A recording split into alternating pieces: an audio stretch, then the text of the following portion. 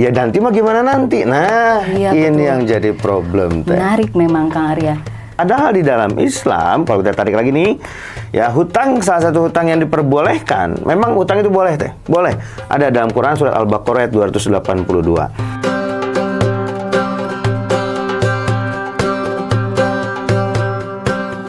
Assalamualaikum warahmatullahi wabarakatuh. Sobat PR apa kabar? Semoga Sobat PR semua dalam keadaan baik, sehat selalu tentunya, dan dikelilingi oleh orang-orang yang dicintai pastinya. Nah, kali ini kita bertemu lagi dalam program Selasar Makna yang saat ini merupakan kolaborasi antara Pikiran Rakyat dengan Bank BJB, dan dimana ini merupakan episode ketiga kita, dan tetap bersama saya Fani tentunya dari Bank BJB. Dan saat ini saya tidak sendiri. Masih sama ya kan? Lagi. Masih sama. Ini Sobat PR yang nonton pasti penasaran kenapa lagi? Nah, harus dicek episode 1 dan episode 2. Saya bersama Kang Arya. Beliau merupakan Direktur Departemen Syariah dari Asosiasi Perencana Keuangan Internasional. Apa kabar, Kang? Alhamdulillah. Aduh, nggak terasa ini adalah merupakan episode ketiga dan episode terakhir kita. Oh, bukan tadi 10 ya rencananya? Oh, enggak ya. 3 ya. Nah, ini Sobat PR yang dengar pasti penasaran. Loh, kok ketemu-ketemu sudah langsung episode 3 ya? Nah, Sobat PR harus lihat episode 1-nya, episode 2-nya, supaya nanti inline pembahasannya dengan episode penutup kita hari ini. Nah, pada saat episode sebelumnya kita sempat membahas nih, Sobat PR dan Kang Arya tentunya. Kebanyakan dari Sobat PR atau mungkin siapapun yang mendengarkan dan menyaksikan saat ini bahwa mereka melakukan pinjaman atau melakukan manajemen hutang itu kebanyakan dikarenakan untuk memenuhi kebutuhan yang boleh dibilang bukan kebutuhan utama, bukan needs, tapi lebih kepada wants-nya atau keinginannya. Dan pada saat mereka melakukan hal itu, banyak sekali fenomena yang gagal bayar, Kang. Dan ini kenapa kita menyinggungnya kaula muda, karena itu tadi Gen Z ini erat dengan era digital, sehingga semuanya dilakukan dengan mudah, semuanya dilakukan sangat mudah sekali, sangat cepat, tetapi terkadang fenomena ini juga bisa berarah kepada hal yang mungkin kita tidak inginkan, salah satunya gagal bayar. Ini bagaimana nih Kang Arya melihatnya sebagai praktisi fenomena yang terjadi saat ini, Kang?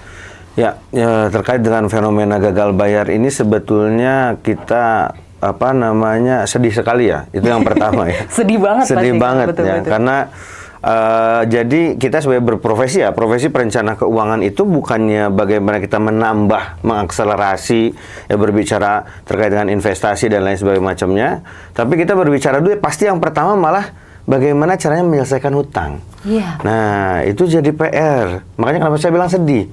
Harusnya saya berbicara terkait dengan bagaimana mengakselerasi, ini malah ini Pak, kayaknya ada PR yang harus diselesaikan. Kebanyakan begitu teh.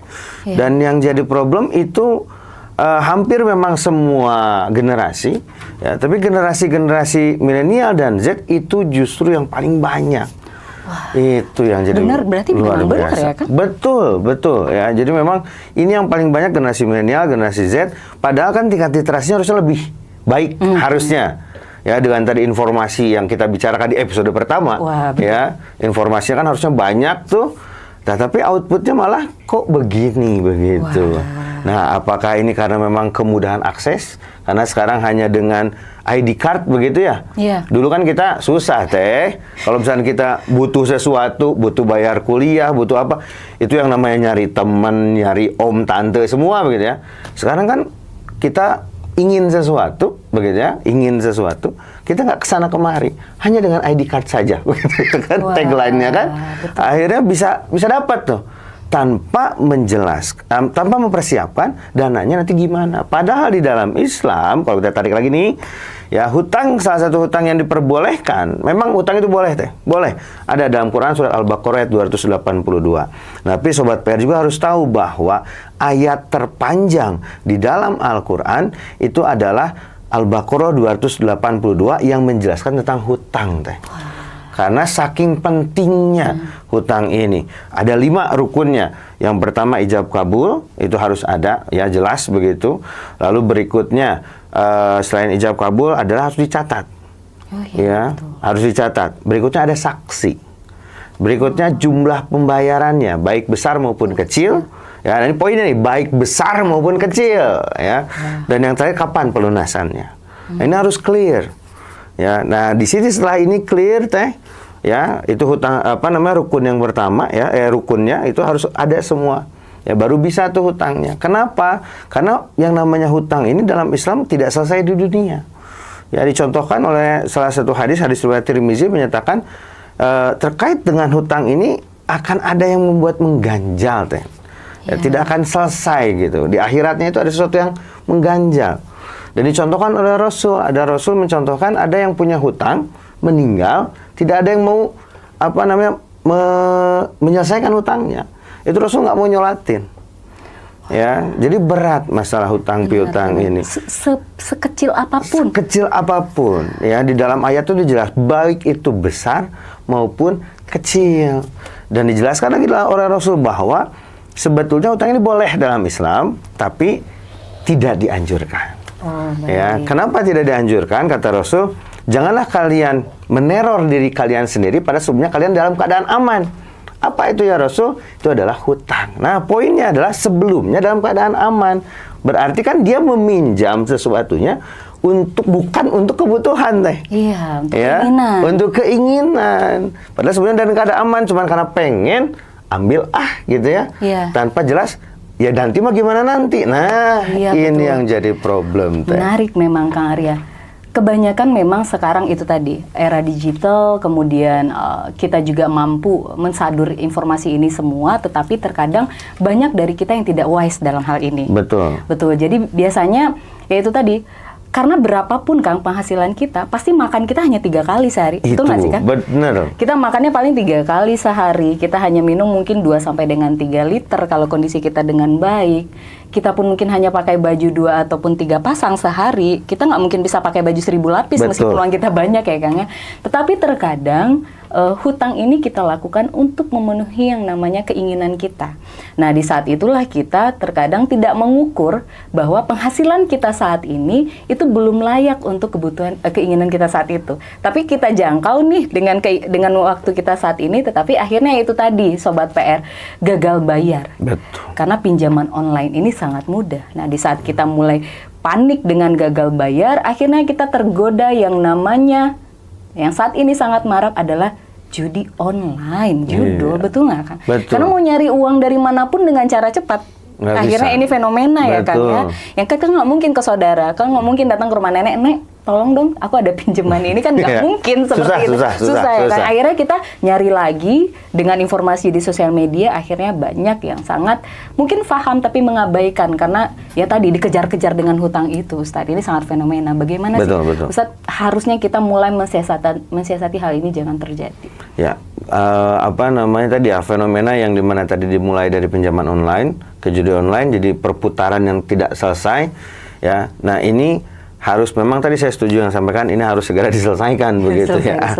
Harus segera diselesaikan karena kalau tidak ini bisa mengarah kemana-mana ya. Mungkin yang dikhawatirkan adalah tadi sebetulnya kalau dari sisi Islam itu sendiri ya, hutang ini kan bukan tidak selesai di dunia saja ya, apalagi kalau nanti tidak ada yang mau untuk menanggung menyelesaikan. Karena sebetulnya kan ahli waris itu hutang itu tidak turun ke ahli waris teh. Nah, ini perlu gitu dipahami. Ya, banyak yang mau menganggap bahwa nggak apa-apa kita punya utang, banyak yang bilang begitu. Nggak apa-apa kita punya utang karena nanti ahli waris yang nanggung begitu. Nah, kalau dalam Islam hutang itu tidak diwariskan. Hutang itu tanggung jawab pribadi kita. Pribadi. Mau besar ataupun kecil mau itu besar tanggung jawab. ataupun Ingat betul. itu Sobat. Ya, jadi itu punya pribadi.